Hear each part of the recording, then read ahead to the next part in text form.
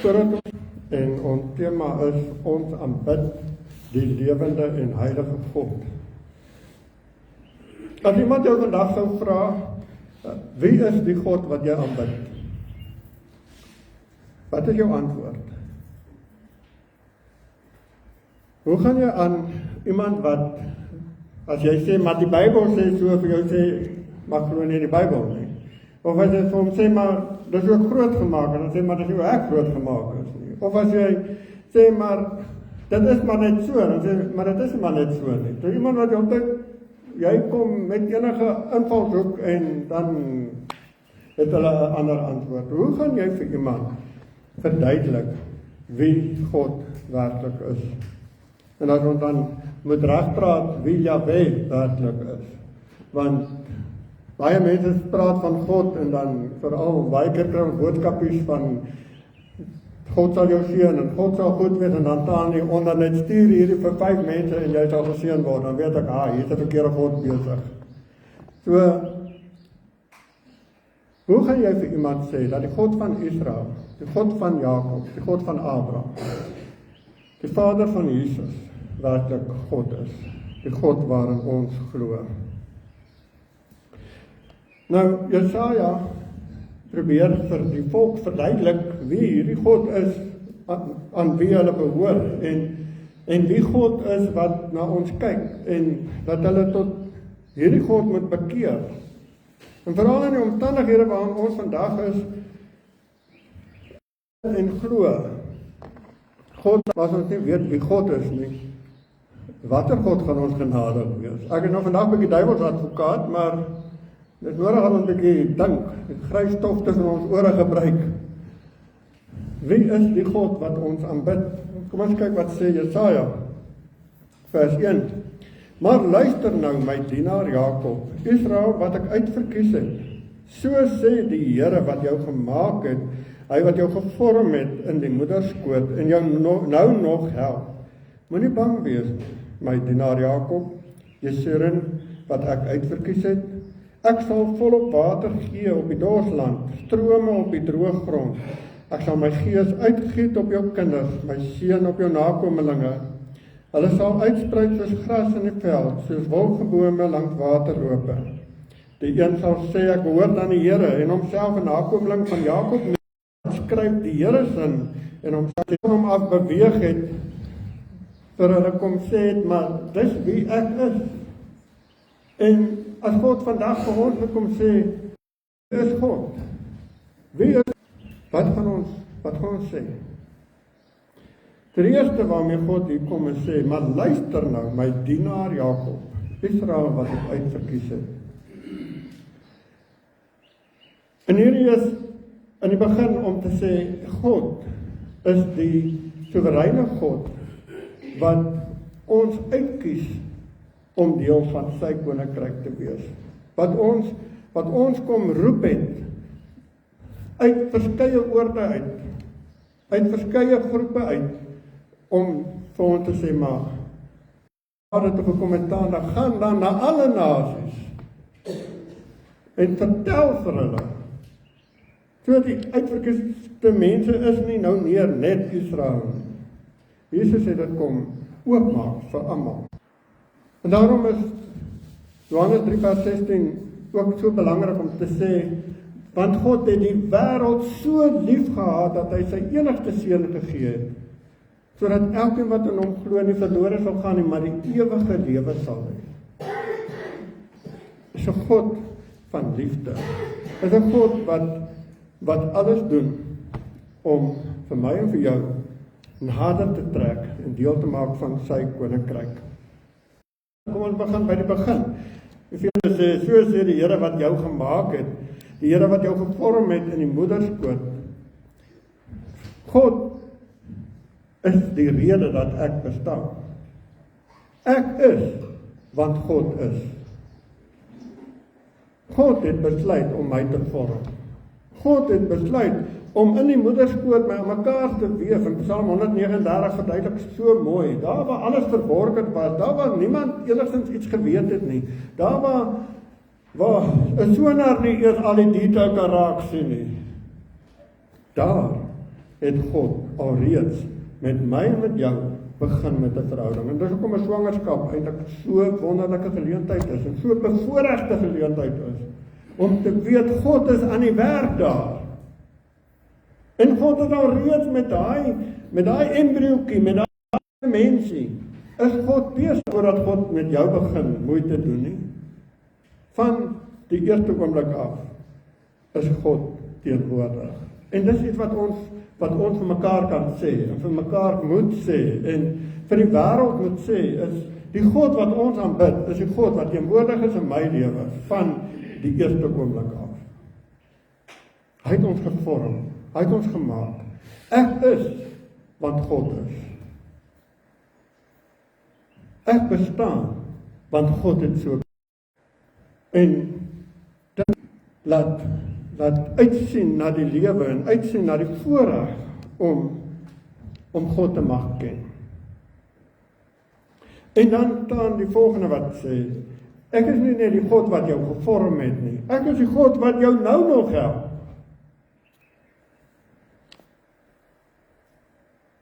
God is nie net betrokke in die moederskoot en as jy gebore is, dan is dit nou maar okay, suffer in silence nie. Jaar of 20 jaar of 50 jaar of 80 jaar of 90 jaar oud is. Soos wat God betrokke was in jou lewe daarvan oomblik 1 af, so is God nou nog die een wat jou help. God is nie 'n God wat die wêreld gemaak het soos 'n tydbom alles kan vergaan nie. Hy het dit gemaak en hy is intens betrokke by sy skepping. Hy is intens betrokke by my en jou, elke oomblik van die dag. Ons dien nie 'n ver God wat jy moet smeek om betrokke te wees nie. Hy is betrokke. Hy is reeds deel van ons lewe en hy is intens bewus van wat in jou lewe aan die gang is. Betrokke in ons lewens, hy is betrokke in die skepping. Niks gaan voor sy oë verby sonder dat hy dit weet. Hy is intens betrokke by elke dingetjie wat gebeur. Hy is die een wat volop water gee op die dorsland. Hy is die een wat strome gee op die droë grond. Ons almal praat oor die delta wat so vol is en die baie water wat afkom en hoe mooi dit is en hoe mooi dit lyk en opgewonde oor wat besig is om te gebeur. Wie stuur daai water? Wie bepaal daai rigting? Dis hy wat die strome gee op dorsland, daar waar daar niks is nie.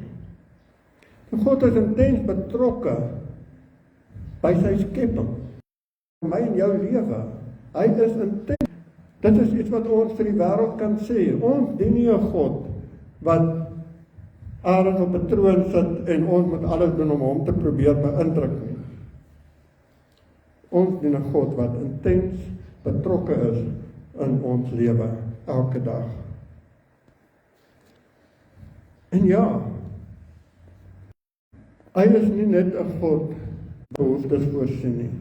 Hy is ook 'n God wat in ons geestelike behoeftes voorsien. Hy sê in vers 3, ek sal my gees uitgiet op jou kinders, my seun op jou nakomelinge.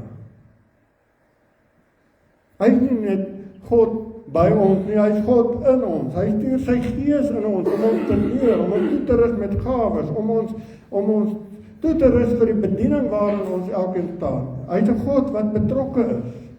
Hy is 'n God wat vir ons gee wat ons geestelik nodig het.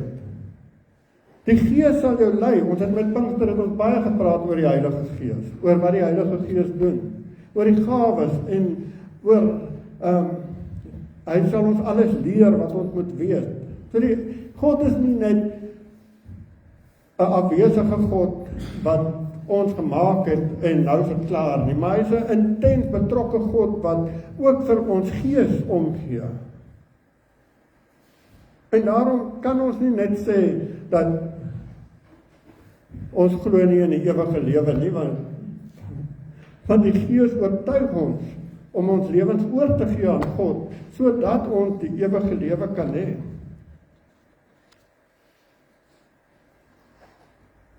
En dan hy seën ons nakomelinge.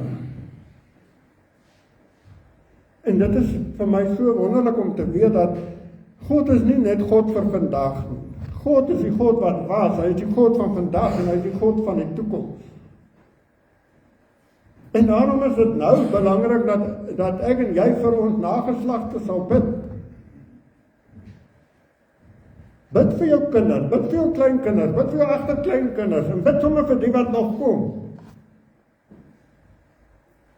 Wat 'n wonderlike voorreg is dit nie, as jy 'n pa en 'n ma is, om vir jou nageslag te kan bid en te sê, Here seën my nageslag. Ons hak baie vas by die sondes van die vaders, en ons hak baie vas oor die vloeke van die voorvaders, maar kom ons raak doen wat jy seën. Los nou die verlede en begin in die toekoms indink. En vra God om jou toekoms te seën, om jou kinders te seën, om jou kleinkinders te seën. Want hy is nie net die God van vandag nie. Hy is die God tot in ewigheid. En hoe wonderlik is dat jy nou alreeds geslagte wat kom kan bid. Jou nageslag, dat hulle die Here sal volg. En as elke geslag dit gaan doen, dink net hoe wonderlik gaan dit wees, as ons hier by die 10de geslag kom, en hulle het 9 geslagte se gebede agter hulle van seëninge. Dit moet ongelooflik wees. En dan, die God wat ons aanbid, is 'n God van verhouding. Vers 5 sê, die een sal sê, ek behoort aan die Here en homself 'n nakomeling van Jakob noem, en die ander sal op sy hand skryf die Here sin en homself 'n lid van die volk van Israel noem. En hier gaan dit daarom dat ek en jy moet 'n verhouding met God hê. Of jy jou nou 'n nakomeling en of jy nou jou lid van Israel. Wat saak maak, is wie is die God wat ek aanbid. Dis belangrik. En dat ek en jy 'n persoonlike verhouding met God moet hê. Anders is hy nie God nie. Anders is hy maar net iemand daar na wie toe kan gaan wanneer ek 'n krisis het of wanneer daar moeilikheid is of net so af en toe kan dankie sê. God wil hê ons moet 'n verhouding met hom hê en God wil hê ons moet 'n persoonlike verhouding hê wat ons verhouding is. En ons elkeen het 'n anderste verhouding met God. En dit is wat God maak. Want hy is hierdie groot God en daar's net plek vir almal in sy hart van liefde. Vers 15 sê dat ek en jy ook uitroep, en dit is die Gees van God, maak ons kinders van God en laat ons uitroep Abba, dit beteken Vader. Dit beteken ons moet 'n verhouding met God hê. Ons God is nie 'n boom wat jy af en toe moet gaan aanbid, of 'n klip wat daar staties staan nie. Ons God is 'n God van verhouding. 'n God van by mekaar wees. Wees daar, kom omarm my.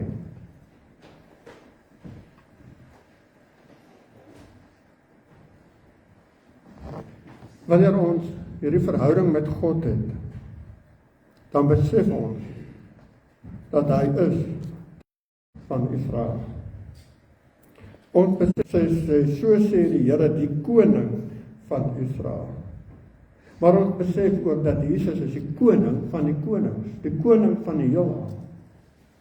Die koning van die wêreld. Die God wat ons aanbid, is ook die heerser. Hy is die oppergesag. Daar's niemand belangriker as hy nie. En dan is hy nie net die koning nie. Vers 6 sê vir ons 'n klomp goed. Hy sê die eerste een is God is ons koning.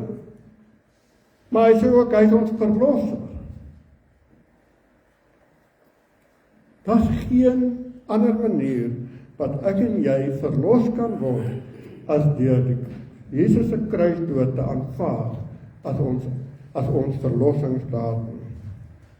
Hy sê in Matteus 26 vers 26, sy liggaam het hy vir ons aan die kruis opgeoffer, sodat ons gered kan word, en sy bloed het vir ons gevloei, sodat ons van ons sondes verlos kan word.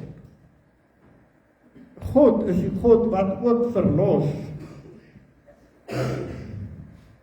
En dit is 'n kern element van ons geloof. Ons het nie net 'n God daarbo vir wie ons allerlei dinge moet doen en rituele en alles moet doen om hom te beïndruk nie. Hy is 'n God wat ook na ons toe afkom en sê, hoorie, maar ek gaan uit my grootheid uit, gaan ek my seun stuur, want ek wil jou, en ek gaan my seun laat sterf, en die guns kan ontvang. En Jesus Christus as jou verlosser aanvaar, en vrygespreek kan word, sodat jy die ewige lewe kan ontvang. Daar's geen ander gode wat dieselfde doen nie. Net die lewende God wat dit doen. Al wat God vir ons sê is aanvaar net dat Jesus gesê het, Vader, vergeef hulle, want net dat Jesus gesê het, net dat Jesus gesê het, dit is volbring. Die prys is betaal. Die skuld is afgehandel. Jy's vry. Daar's nie fynskrif nie. Die Bybel het nie soos 'n kontrak hieronder, fynskrif, of 'n catch-22 situasie waarin jy jouself kan vasloop. Jesus sê, kom na my toe, almal wat moeg en oorlaai is, en ek sal vir jou rus gee. Want by Jesus kry jy sielerus, rus in jou gees. Dit wat ons God vir ons bied.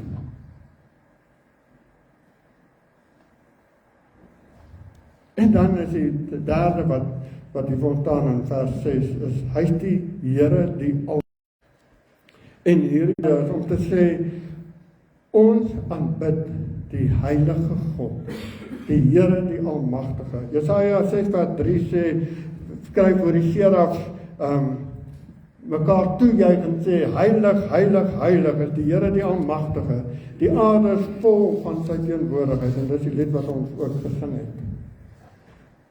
Ons heilige God. Wat is heilig? Wat beteken? Hy is die Almagtige.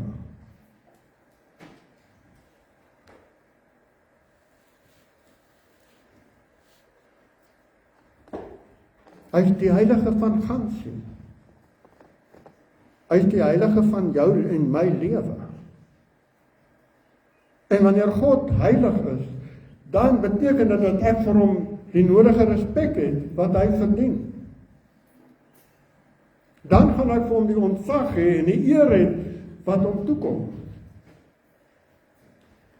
Dan is hy nie meer die God wat op dieselfde vlak is as enige iets anders of enige iemand anders in hierdie wêreld nie. As God die een voor wie ek bereid moet wees om te buig en te aanbid. En dis wat Daniel gedoen het. Daniel het gesê, maak nie saak wat die koning sê nie. Maak nie saak hoe groot hierdie beeld en hoe wonderlik en hoe almal op en af spring oor hierdie pragtige beeld nie. Ek aanbid net die heilige van Israel. Ek aanbid net God. Selfs al was sy lewe in gevaar. Is God vir my en vir jou so heilig dat ons bereid is om ons lewens vir hom te waag?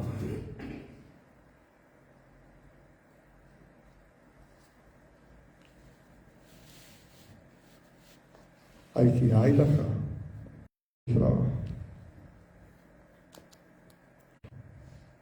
En dan sê hy die volgende een is, ek is die eerste en ek is die laaste. Openbaring 1 vers 8 sê, ek is die Alfa en ek is die Omega, sê die Here God. Hy wat is, hy wat was en hy wat kom, die ewige.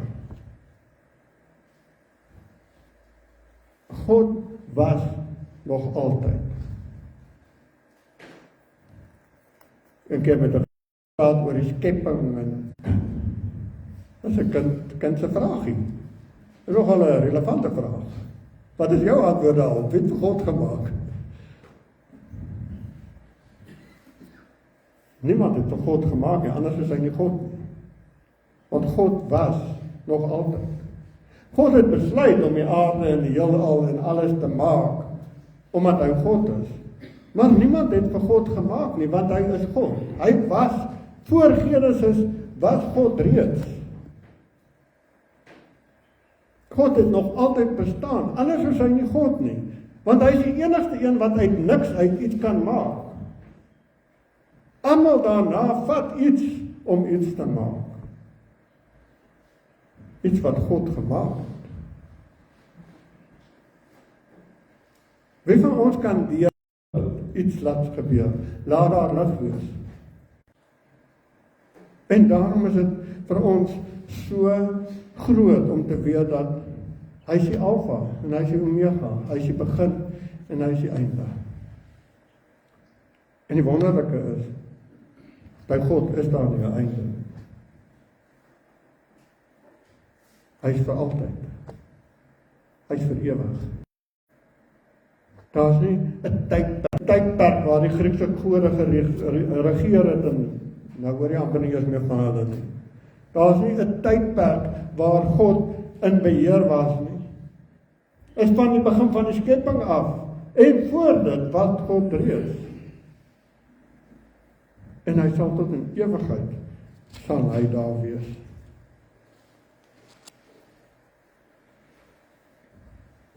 Jesaja 41 vers 4 sê, wie het die verloop van dinge van die begin af bepaal? Dit is ek, die Here. Ek is die eerste. En wanneer die laaste dinge gebeur, sal ek nog die Here wees. Ons beleef om hierdie tydjie wat ek en jou op aarde is, maar voor ons het ons ouers, ons grootouers, ons 2000 jaar terug, 4000 jaar terug, 6000 jaar terug, miljoen jaar terug.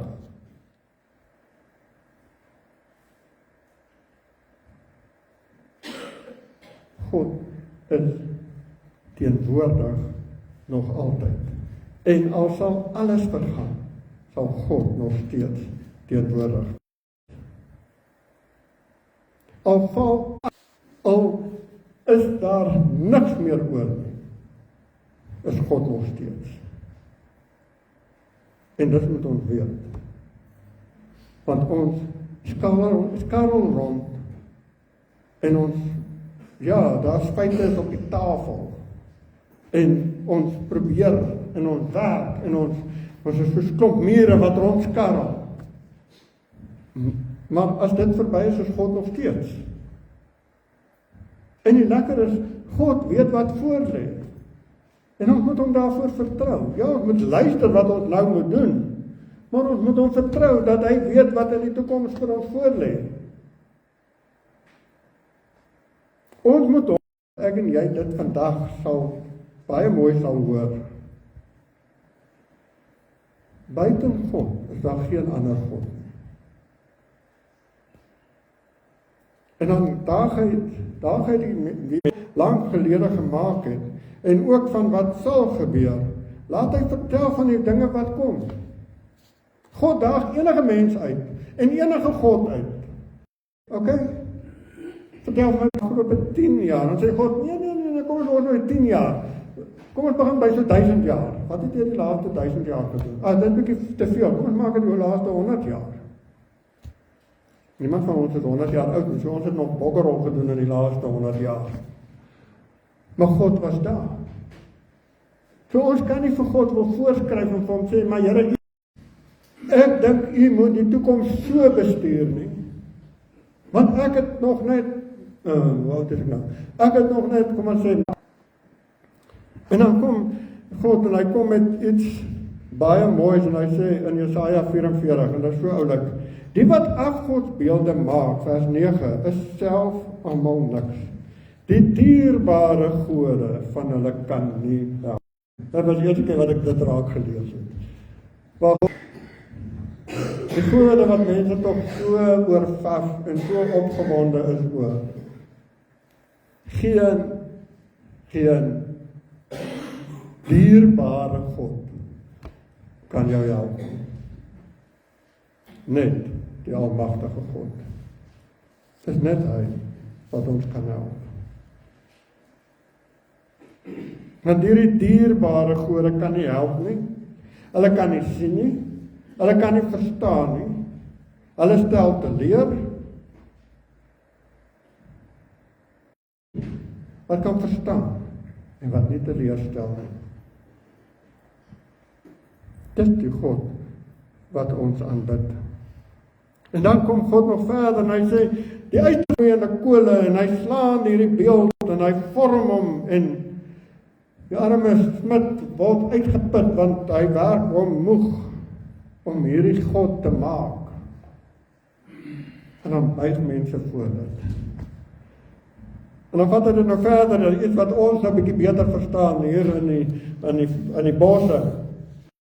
Mag man kap 'n boom af en hy kies 'n mooi harde kool of kameeldoring. En dan vat hy hierdie stuk harde kool en hy kap vir hom 'n mooi afgod uit. En dan vat hy dit wat oorbly en hy gooi dit in die donkie dat hy net warm water kan kry. En die ander deel wat oorbly, gaan maak hy 'n vuurtjie en hy braai vleis op. En dan vra God, nou hoe heilig is jou God dan nou eintlik? Dat jy hierdie God wat jy nou gemaak het, as hierdie stuk hou dan so heilig is, hoekom gooi jy van dit in die donkie vir vuur, om warm water te kry? Hoekom vat jy van dit en gaan braai vleisie? Dan is hierdie afgod mos net soveel werd, soos. Maar ons is baie geneig om afgode te maak en te vorm. Goed wat vir ons so belangrik is. Goed wat vir ons, mense moet net nie daaraan raak nie. Mense moet net nie iets daaroor sê nie. Raak ons kriewelig. En dan kom God, is dit nou vir jou so belangrik? Waar pas ek in die prentjie? Is jou dierbare God wat jy gevorm het, vir jou so belangrik, dat jy my afskeep? En ek en jy moet maar 'n bietjie gaan dink. Gaan dink 'n bietjie, wat so dierbare gode het ek? En dan moet my elkeen eerlik met homself wees. Ek gaan nie voorbeelde noem nie, want ek kan nie aan voorbeelde dink nie, op die oomblik. Maar elke van ons moet maar gaan sit en ons moet gaan dink. Wat se dierbare goedjies het ons in ons lewens kom toelaat. En dan kom God en hy sê in Jesaja 45, sê hy en 23 sê hy, kom na my toe, dat is God, en daar is geen ander God nie.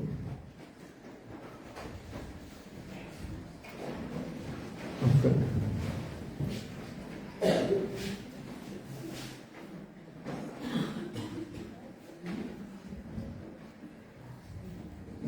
Okay, ons het net nou gou hier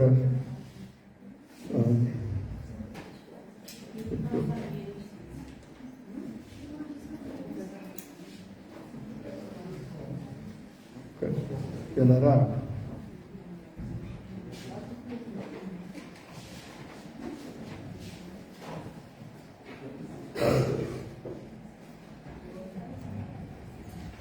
Okay, ek gaan Facebook net nou stop.